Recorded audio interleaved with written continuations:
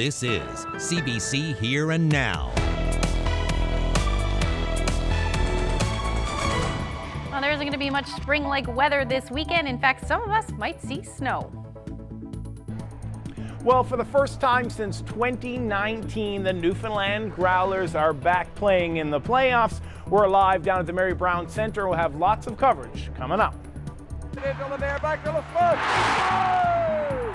Everybody knew who Guy Lafleur was, even people who didn't care for hockey. If the Habs needed a goal, this was the guy that was on the ice that was going to get it.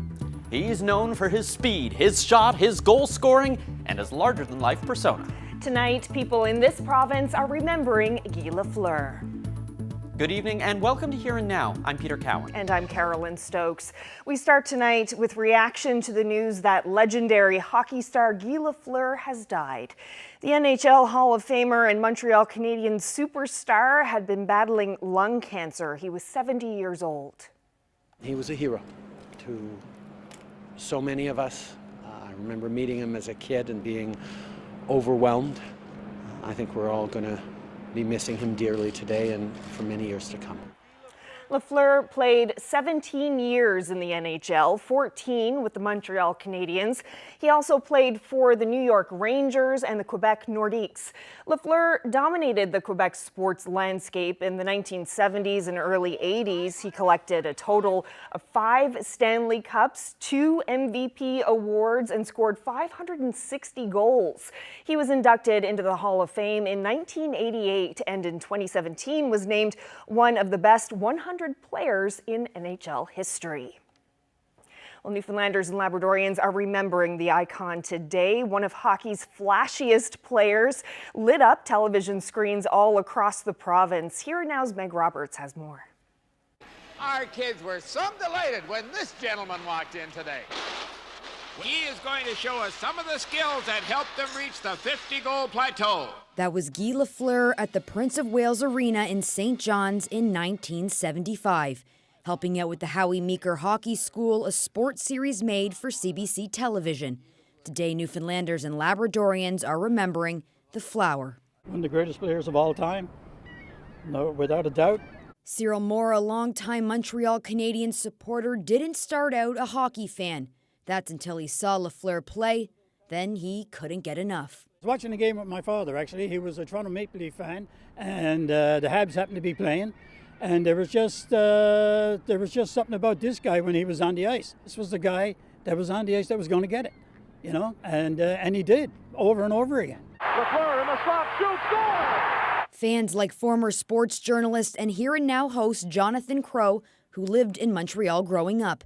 He still remembers what it was like watching Lafleur. As a 13 or 14-year-old guy going to the Montreal Forum, you wanted to be Guy Lafleur. As soon as Lafleur would touch the puck, like the crowd would start to roar, right? This swell of noise would start. Guy Lafleur to me was he was a demigod, right? He looked the part. He seemed indestructible.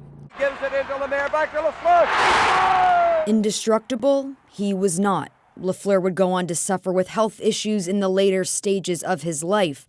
But his legacy on the game, that will live on forever. It's a very sad day. It's a sad day for hockey fans. It's a sad day for Quebecers. It's a sad day for Canadians because this guy was one of our icons. And you know, it's hard for me to explain to somebody who was, you know, born after that era, how exciting he really was. He was the reason we're watching great hockey today. Meg Roberts, CBC News, St. John's.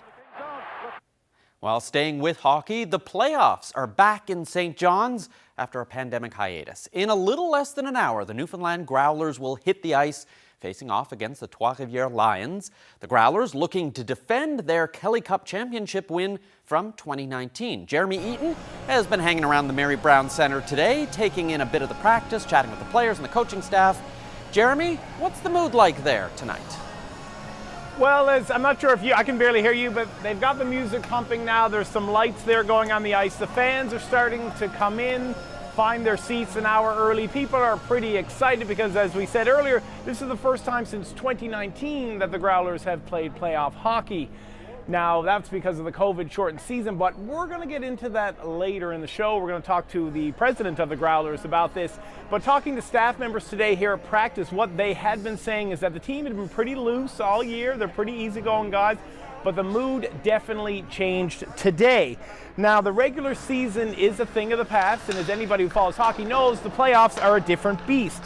Now, their opponent tonight is a very familiar one, the Trois-Rivières Lions, a team that they've played 14 times this season, with the Growlers winning 10 of those games. So the Growlers put together a solid season, 42-24-1, but nothing from the regular season matters when the playoffs starts. And here's a little bit of what Coach Eric Wellwood had to say earlier today. I think it is going to take some adjustment. Usually the first period is probably going to be more of a feeling out period. It's a long, even though you're in the playoffs, it's still another long ways to go, and it's going to be a grind of a battle, just getting through these guys. So the boys are looking forward to it. I think mentally we're ready to go and looking forward. So fans, as I said earlier, fans are starting to make their way in. A lot of Growlers jerseys. A lot of people have made signs for this game, so people are pretty excited for this game to be back here on home ice here at the, I keep wanting to call it Mile 1, but it's not the Mile 1 Center, it's the Mary Brown Center. So not only are the fans excited to be playing here, the team is also excited to be starting the playoffs at home. That's one thing our goal this season was to get home ice.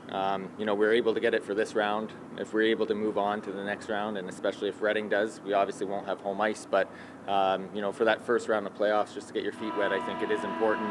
It's nice to be sleeping in your own bed right now, knowing the arena staff. So the thing is obviously it's the first time since 2019 that playoff hockey has been played here. So the Growlers are the Kelly Cup champions from 2019, but they didn't play the following season was canceled. They didn't play in 21 because of COVID, and that's the year the Fort Wayne won. But a couple of teams didn't play.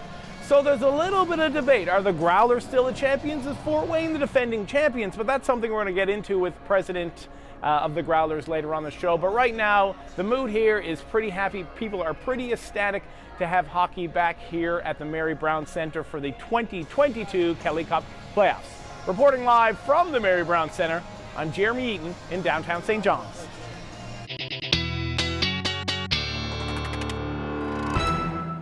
Well, if you're heading out to the game, it's going to be a pretty nice evening for that. We did see those clouds on the increase, and that means that there is some weather on the way. And the reason for that is this area of low pressure.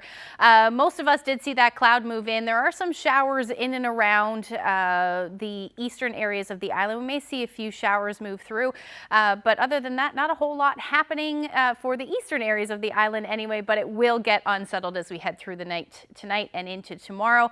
This area of low pressure will stick with us right through the weekend. It'll move to the south, bring some rain, which will be heavy at times, particularly as we head into Sunday. As that area of low pressure sticks around, some of us may even see some snow with this one. Accumulations don't look overly impressive, but certainly still there, and that area of low pressure will stick with us right through Monday. Some areas will see improvement, even double-digit temperatures, but I'll have the full forecast coming up. Thanks, Ashley. Now to a COVID update. 5 people have died of COVID-19 in Newfoundland and Labrador since Wednesday. In today's update, Public Health says there are now 25 people in hospital due to the virus. 7 of them are in critical care. 3 of the deaths were in the Eastern Health area, while Central Health and Western Health recorded 1 each. All of the people who died were over the age of 70. The Information and Privacy Commissioner is calling on the province to change the law to make it clear that he's allowed to review legal documents. Right now, he says the law is vague and he's fighting the government in court over it.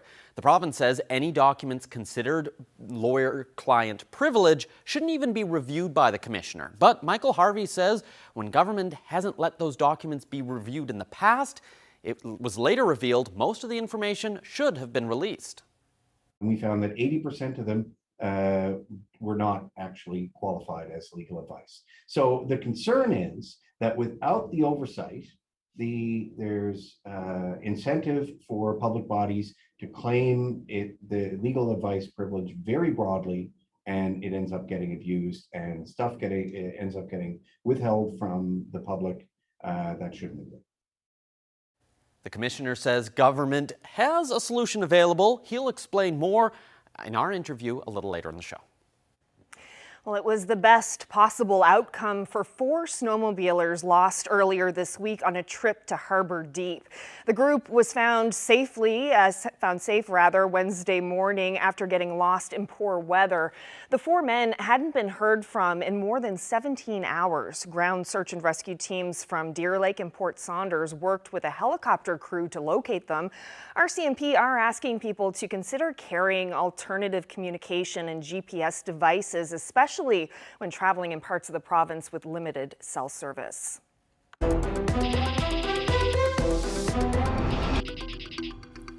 Well, today was the official opening of the Drive Electric Resource Center in St. John's. The center will be a one-stop shop for electric vehicle information, providing support for current EV owners and fielding questions from anyone interested in making the switch. We stopped by the grand opening and spoke with some EV owners about why they took the plunge and how the e-transition has been. I pronounce the Drive Electric Resource Center open. Welcome and thank you. This is going to be a real information center. People that are sitting on the fence now can come and get all the answers they want, as most of the people here had experience for a few years. It'd be good to come to people who don't have a vested interest in, they're not trying to sell you something or anything like that. You can talk to people that have a real world experience with it and an example, and to be able to come and to ask someone who actually uses an electric car and you could see them and different ones and they use them differently and things is invaluable. Electric cars have a lot of benefits to our province. We are in a unique position of having a surplus of sustainable energy that no other province has, that electric vehicles can use. And in using that, we help our province's overall finances as well. This one I got in November. That's the first one. I'm very impressed every time I get in it. I mean, it's a pleasure to drive. It's peppy. I wanted to drive one before I pass on. So I said, I better get one. So I'm 85 now. A little intimidating at first and not a whole lot of information out there to get from, but we took the plunge, and in the last year we've driven this 21,000 kilometers, and our cost to do that was $600. The dealership called me the other day and said they prearranged an oil change for my car, and I said, I don't think so. Won't be needed. It won't be needed in my car. The price of the vehicles is coming down and down every year, you can see, and there's a lot of vehicles which are almost right at that break-even point that the gas version or the electric version, very little difference in them. And especially when you consider the rebate, the $5,000 from the federal government and the $2,500 from the provincial government, that $7,500 is before tax. So that's like taking $10,000 off the overall cost of the vehicle. You factor that in, when the supply chain straightens out and these vehicles are available in quantity, it'll be a seismic change in the province because they are so, they last longer and they're far cheaper to operate.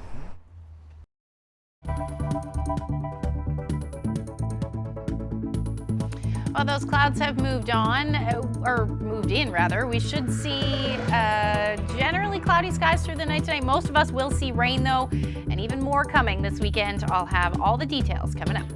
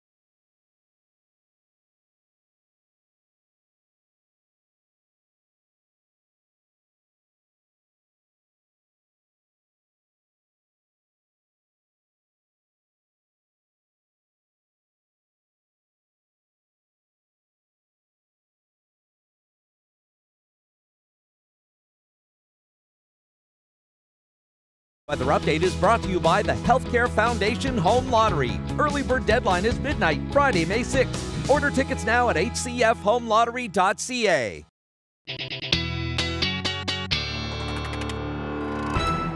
Time for a look at the weather. And Ashley, I was kind of hoping to spend some time out in the garden this weekend, doing some things, cleaning up some things, but it sounds like it's not going to be the best weekend for outdoor work. Not in the garden, in the greenhouse maybe.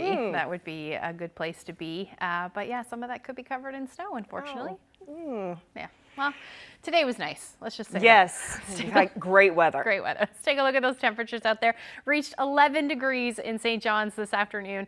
Temperatures as you head towards central even, 8 degrees. You can see a lot of areas. And then even towards the coast looking pretty nice. Corner Brook at 6 degrees today. And then temperatures across Labrador mainly above zero, except for Nain, where your temperature hovered around -1 for a good chunk of the day today. Now, taking a look at what's happening right now, those temperatures have dropped a little bit, down to 7 in St. John's right now, and that's because that cloud cover did move in, and then temperatures generally within a couple of degrees of that across the rest of the island, and then about 5 degrees in Happy Valley Goose Bay as we speak. Now, we do have a few showers working its way across eastern Newfoundland, and other areas too, but mainly eastern Newfoundland is what we can see right now. It should stay dry on the Avalon. You may see a few showers roll through, but it shouldn't amount to much. But overall, it should be a dry night tonight. Generally cloudy though, temperatures dropping to about 1 degree through the overnight with those winds out of the south around 20 kilometers per hour. Those winds should ease though the further west you go. Temperatures though hovering between 1 and 2 degrees right across the board. Things will be generally unsettled through the night tonight. Coldest temperatures should be in Lab City around -12 with those winds out of the northwest between 20 to 40 kilometers per hour. Then significantly warmer for Happy Valley Goose Bay, going down to 0 degrees tonight. But again, things will be unsettled. This area of low pressure moving in is going to stick with us, so get used to it, at least through the weekend. Things will generally be the chance of showers, but as those temperatures dip, certainly in the higher elevations and further inland, we are looking at the potential for some wet snow. It does look like the eastern half of the island should stay as rain tonight, with the exception of the Avalon.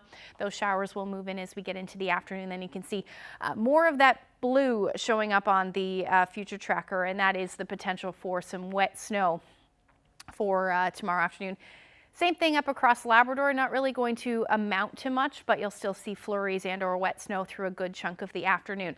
Now, as this area of low pressure sticks around, it's going to pull some more moisture with it, certainly as we get into Monday morning. But into Saturday night, as those temperatures drop, we are looking at that potential for some wet snow for a good chunk of the Avalon through central northern peninsula and then up across Labrador as well. And this will take us through the overnight into Saturday morning. This is when the temperatures will warm up, more moisture moves in, and then we're looking at more in the way of periods of rain across the island, still looking at the chance of wet snow through central and the northern peninsula and across Labrador as well.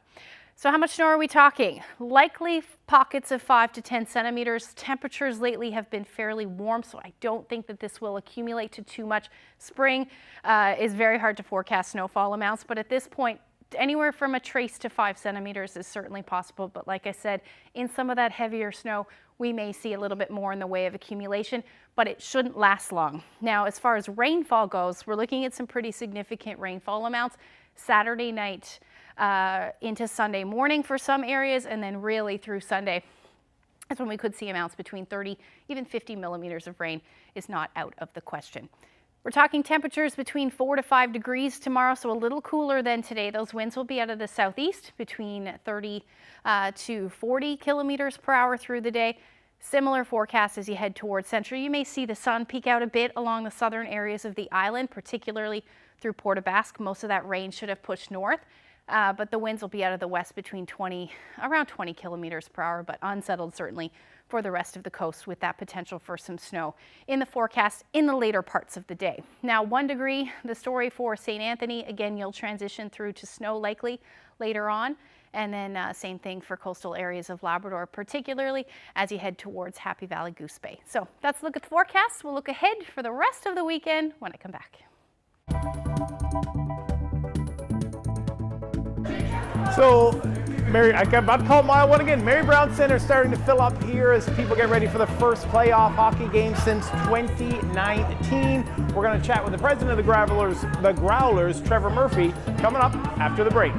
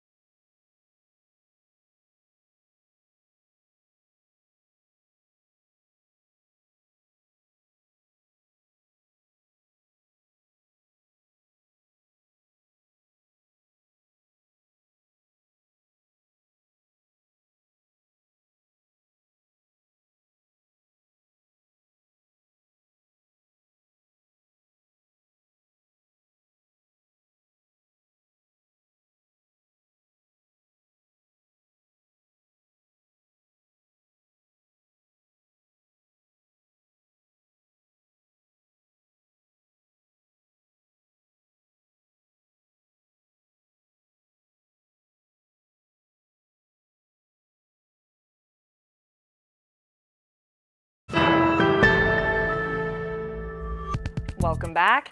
Well, we're going to head back down to the Mary Brown Center in St. John's to check in on Jeremy, who's there for the Newfoundland Growlers game. So Jeremy, I think before the break we saw that it seemed to be getting pretty busy down there. There you are.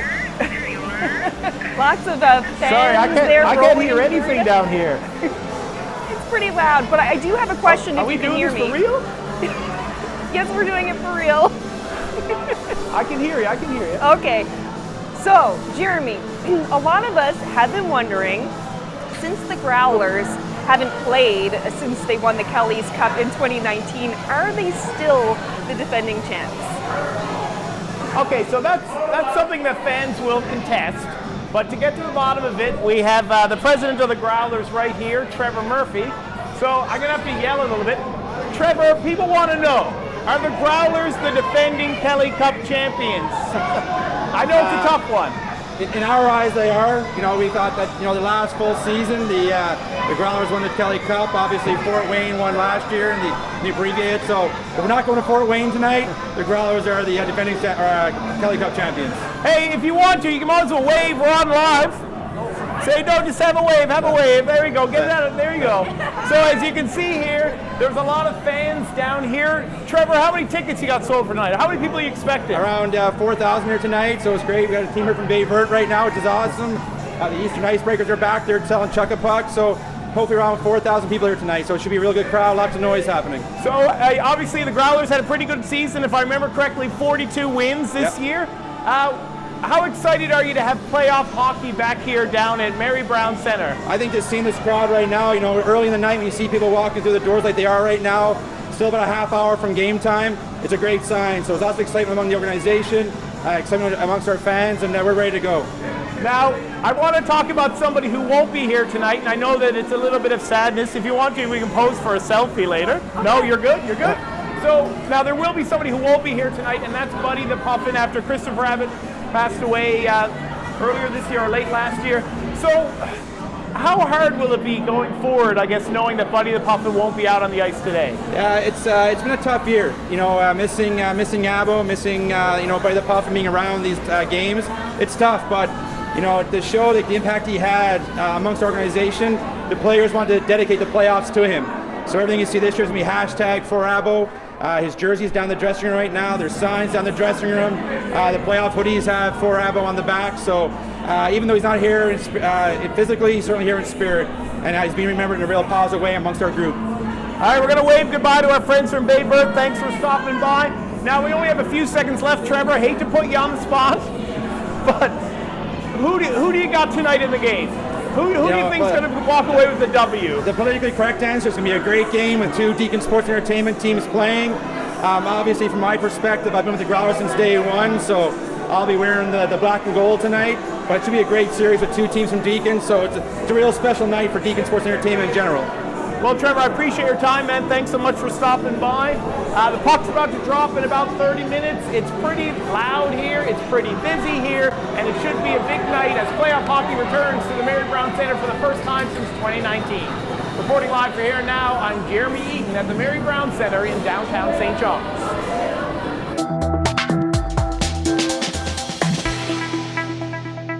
Well, back to our other hockey story tonight. We've been remembering legendary hockey star Guy Lafleur, who died today. The NHL Hall of Famer and Montreal Canadiens great had been battling lung cancer. He was 70 years old. Lafleur was one of the most celebrated players of the 1970s. He was known for his speed, his shot, his goal scoring, as well as his larger-than-life persona. Jamie Strachan has a look back on the life and legacy of Guy Lafleur. Lafleur coming out rather gingerly on the right side. He gives it into Lemaire, back to Lafleur. During Guy Lafleur's 17-year NHL career, he scored 560 goals. His biggest, likely this 1979 goal against the Boston Bruins. The Canadiens went on to win the Stanley Cup that year, their fourth cup in 4 years. Lafleur with a burst to speed, works through, shoots. Lafleur was referred to as the Flower and dominated the Quebec sports landscape in the 70s and early 80s. He enjoyed 14 seasons in Montreal, rewriting the record book along the way. It wasn't always easy. Didn't play much the first 3 years and didn't have any confidence. And I think when Scotty started to play me more, I got more confidence. Lafleur quickly became a star on the ice and was known to enjoy his time away from the rink as well. For his entire career, Lafleur was a heavy smoker, burning through more than a pack a day, even smoking between periods. He quit in 2019 after being diagnosed with lung cancer. In 1981, Lafleur narrowly avoided catastrophe when he crashed his Cadillac after a game. Lafleur played 3 more seasons in Montreal before a bitter dispute with management led to his abrupt retirement. Lafleur was inducted into the Hall of Fame in 1988. When I was a kid, all I wanted to be is to become a hockey player. Not a star, nor a Superman. But he wasn't done playing. The same year, he returned to the ice with the New York Rangers. Lafleur makes the move, and again. Lafleur comes in. Another move. He's taken down. He shoots wide. Before finishing his career with the Quebec Nordiques.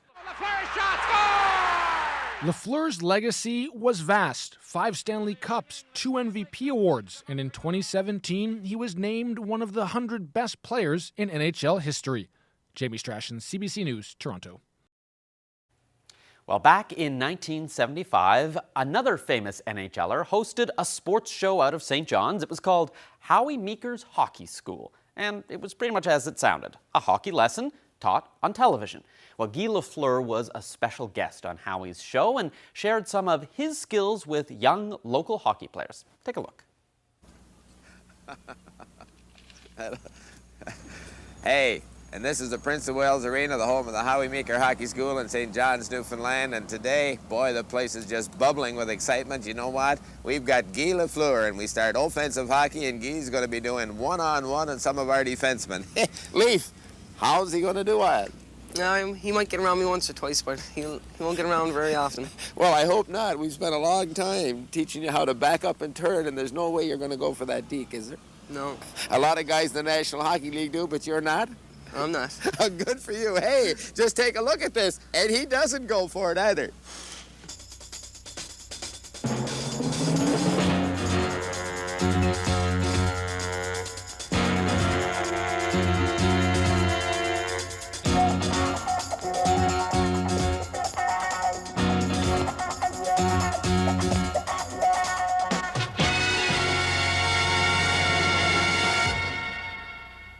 When talking present-day offensive superstars, Guy Lafleur, the exciting forward of the Montreal Canadiens, has to be the first to come to mind. Guy is going to show us some of the skills that helped them reach the 50-goal plateau. I've often wondered what an NHL star would do when he has options. It's one-on-one, and I'm just going to talk to Guy Lafleur. Guy, you catch me in this position here, I'm the defenseman. What would you do? I think I go on the outside. Why would you go that way? Because you're still in the middle. Maybe I got 2 choices here. Yeah. Shoot. As soon as you make your deep, let it go. Yeah. 2 very important things. See how Guy stays wide and uses this low wrist shot? Doesn't he make it look easy? Now, both these boys get good shots from great positions by first faking and then shooting right away. Or continue and skate just past the puck there and try to go to the other side. Pick it up on the other side of me. Yeah. What do you try to do? Take me out of the middle? Is this what the forward tries to do most of the time? I want you to come on me. Yeah. Make the first move. Yeah. When I'm trouble. When trouble comes to you, you can avoid me. You can beat me. Yeah. That's the idea, eh? Yeah, you have to bring the guy with you. Oh, yeah. Now you stand a chance of beating me. Hey. Now watch how Guy accelerates when he hits the blue line. Hey, kids, that's where most of you stop skating. If the guy is skating, you know, and put a lot of speed on the skate, it's got no problem.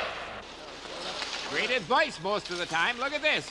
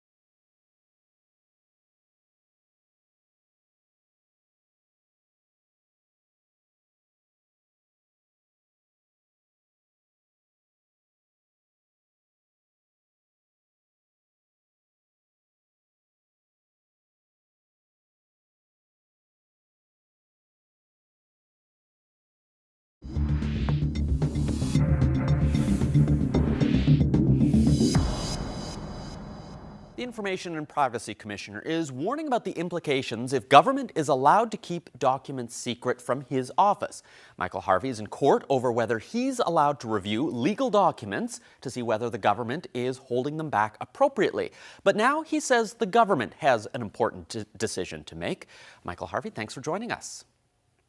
Thank you, Peter. So in the sort of simplest terms here, what is this dispute about? So this goes back many years, and it's a little bit like deja vu all over again.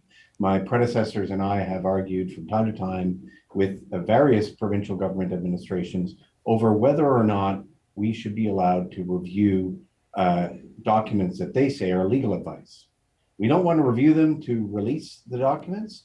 We just want to review them to make sure that they are legal advice. That's our role, to verify whether or not the government is able to hold these back under our laws. So far, the government has been successful in convincing at least one court that it shouldn't have to release those to your office. What's the implication there if they don't have to hand over those documents for you to review? Nobody thinks that the government should be able or should have to put its legal advice out into the public domain. The question is the document legal advice? And that's where my office comes in. The government, the position that the government put forward before the courts was that they shouldn't have to show me those kind of records. And what that means is they're just going to say, trust me, this is a legal document. I say it's a legal document. That's all there is to it. To which my response is, well, the only way for oversight to work is with trust, yes, but verify. And that's where my office comes in. I'm not saying release legal advice to the public. I'm just saying, let me check and make sure it actually is legal advice. And that speaks to the very heart of the role that this office performs. If not for me performing that role, then they could say anything's legal advice. And that would be a big hole in the way that our Act works and my oversight role. So what are you asking the provincial government to do in this situation here? So the reason why we're before the courts is because as a consequence of a Supreme Court decision back in 2016, there's some ambiguity about what our law means. You know, I maintain that it means that I still can review these documents. The government maintains the opposite, but I'm not here to talk about legal arguments. That we can let the court sort that out if we have to. But the government has it within its power to change the law and make it clear. That's what Clyde Wells recommended back in 2015. That's what more recently former Chief Justice David Osborne recommended in the most recent stat review that is currently with the Minister of Justice. And that's what I recommend, that the Act be very simply clarified to make sure that I do have that ability to review this legislation. But if not, if the government feels that I should not have that ability and that we should just have to trust it, then it can do what the previous administration did with Bill 29 and put that in the law. A very simple amendment to say that I don't have that ability. It's a simple policy choice that would be easy to enact, and I'm calling on the government to make that choice and be accountable for it. If this is allowed to stand and you don't get access to these documents, what do you think the long-term implications are going to be around government accountability? Yeah, I'm going to be in a real jam because the issue is,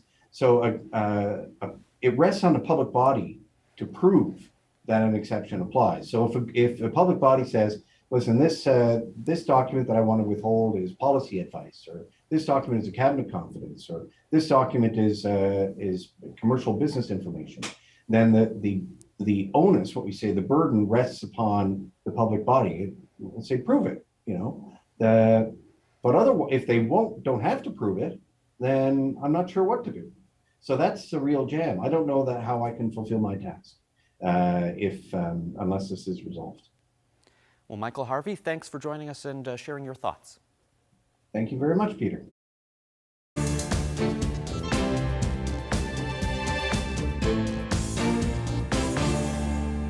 Well, the country's top doctor is urging Canadians planning to travel to get a booster if they're eligible, even if that's not an official requirement.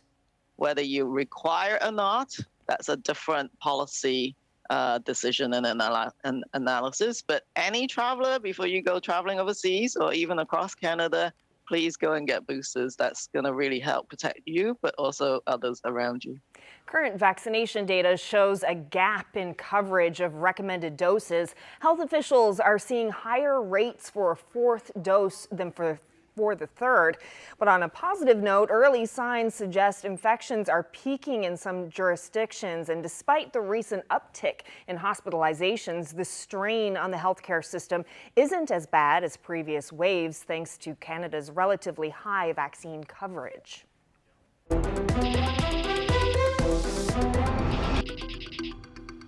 I'll be back shortly with your forecast, but first, it's Friday and it's also Earth Day. Environmentalists are applauding the efforts of an old general store in Cape Breton. It's returning to its roots by cutting its use of plastics. Kayla Hounsell takes us to Brook Village Grocery. The Brook Village General Store is tucked away on a quiet rural road. It's the kind of place where they greet you by name. All right. Hi, Kay. What can I get for you? Where you can buy everything from coffee and fresh baked pretzels to groceries, winter boots, and nuts and bolts. It's also kind of like a time capsule. This is a picture of my father here. He ran the store when I was growing up. Angus MacDonald's grandfather built this place in 1880. Big change in it now because at that time a lot of things came in bulk, barrels of molasses to flour. But the shop's newest owner is bringing back bulk buying to help save the planet. I always dislike plastic strongly. Karen Allen did away with plastic bags long ago. Enjoy. Her spice collection is shelved in mason jars. She wraps her cheese in beeswax. So how much of the Blue Benedictine would you like?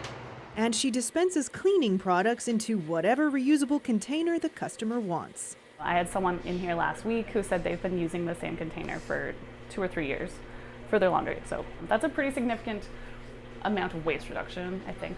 The head of a local environmental organization says it will help with the 4.6 million metric tons of plastic waste Canadians produce every year. From some of the biggest corporations or marketers, we haven't seen enough reusable and refillable. So seeing small retailers and local businesses take this up is really exciting. Allen has also found compostable coffee cups, even the lids.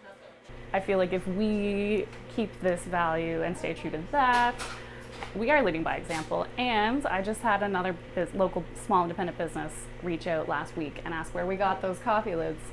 Angus MacDonald is not sure what his father and grandfather would have thought of all these modern additions to their old general store, but as a customer, he likes seeing it return to its roots in a way that also helps the environment. Thank you very much. Have a great day.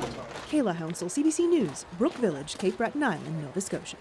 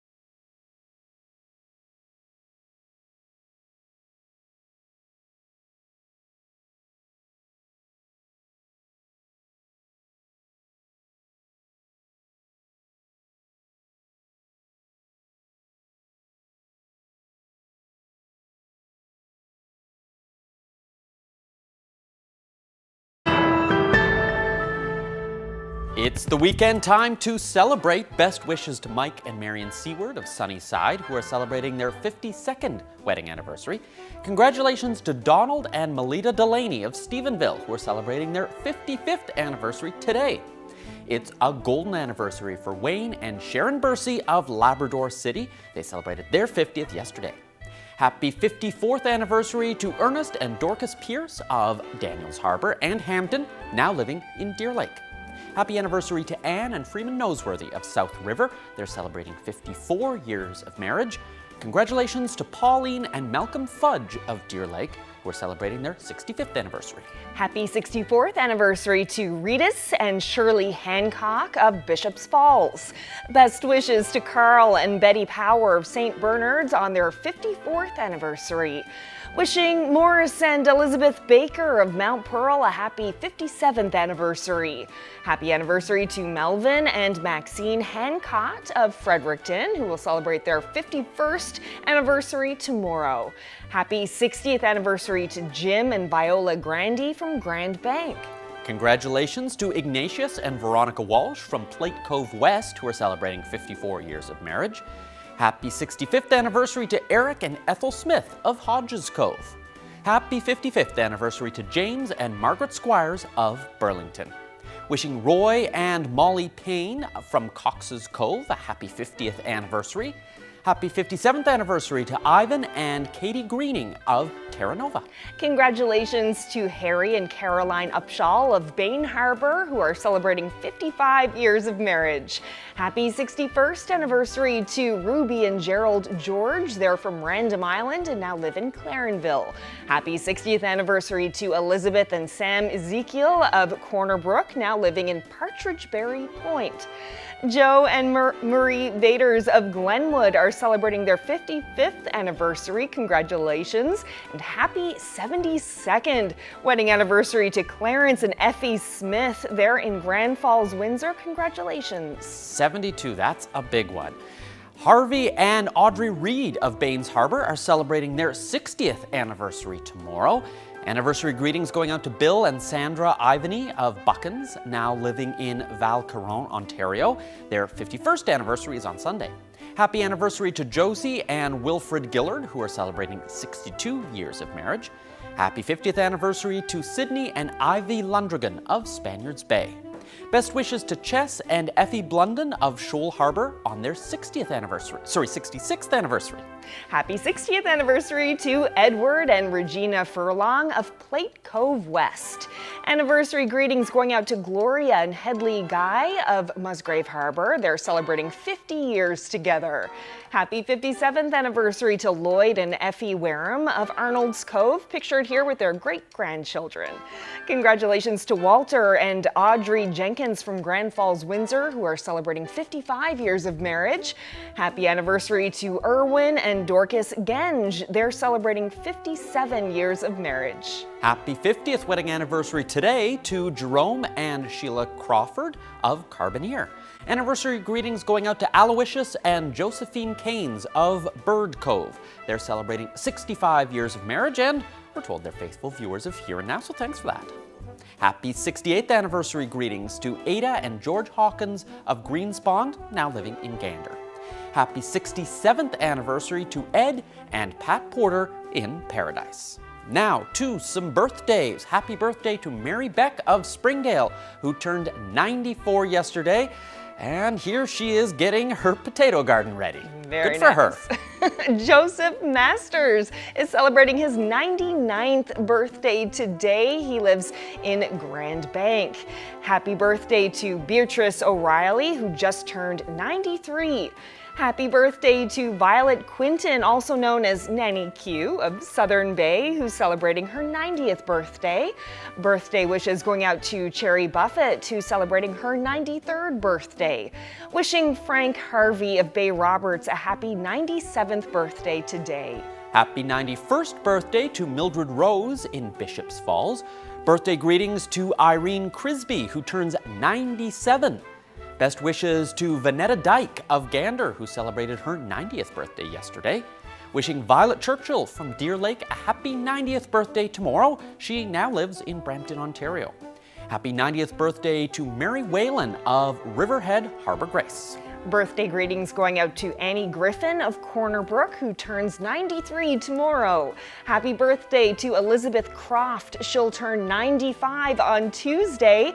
Jean Butt Party of Perry's Cove is celebrating her 92nd birthday tomorrow. She's lived in the same house in St. John's since 1955 and is still there today.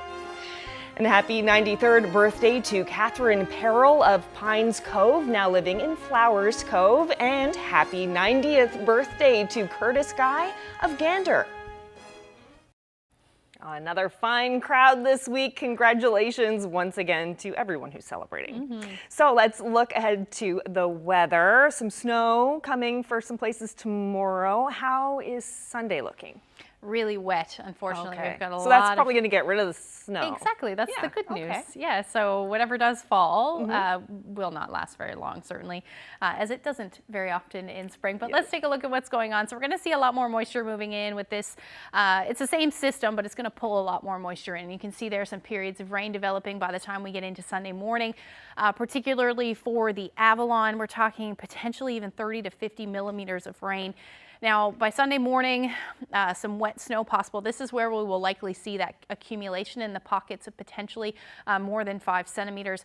But like I said, once that changes back over to rain, it won't last very long. But that risk is certainly still there for a good chunk of the island, southeastern Labrador as well. The rest of Labrador actually looking at not a bad Sunday, at least through the later half of it when you see those clearing skies. Temperatures for you across the Big Land will be hovering between 1 and 4 degrees.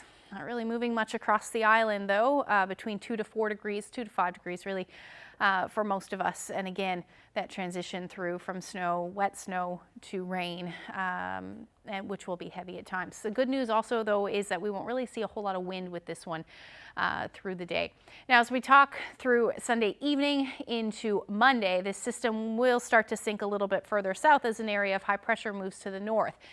It's going to keep us in onshore flow, so that means areas along the northeast coast, as we typically see, will be much colder than the areas further inland and further south, really, through the day on Monday. So temperatures will likely stay cool for those areas along the coast, but it will likely warm up for a good chunk of the west coast. We're talking double digits, 11 to 15 degrees. Now, just how far this warmer temperature moves through central Grand Falls, Windsor, you may stay a little bit cooler than this, but the potential's certainly still there. And then we're talking temperatures between 2 to 5 degrees above zero across the Big Land on Monday. Now, unfortunately, in that onshore flow, things will stay unsettled, likely gray skies. Dry. We may see some drizzle, but overall you're looking at your temperatures about 4 to 6 degrees as we get through Wednesday and likely going to continue. Now here's where those temperatures will be much warmer through central and western Newfoundland, where those daytime highs should reach between 12 and 13 degrees. We may even see those a couple of degrees warmer depending on how much sunshine we see. And then for eastern Labrador, you're looking at showers for Tuesday and then dropping down temperature-wise to about 3 degrees. So the chance of some flurries in the mix, and flurries the story for Lab West. Take a look at this great shot. The sun setting on a beautiful day in CBS last night. 11-year-old Andrew Woodford shared this with us. Thank you for that. And if you have any weather photos, send them to nlphotos@cbc.ca. Gorgeous. Wave goodbye to the sun. Bye-bye, sun. We're not going to see you for a while. No, just for a little while. Looks like a flight path in the sky there. Yeah, there is, yeah. Very calm, beautiful evening. And this is the time of year where everyone on the West Coast starts to gloat about how much nicer their... West Coast, yeah. Yes, exactly. So Sure. Their weather next week will be distinctly better than ours. Get rid of the rest of the snow there. There's lots still. Yeah. West Coast, Northern Peninsula, lots of snow. well, that's it for us. Thanks so much for watching. Have a great weekend, everyone. Good night. Good night.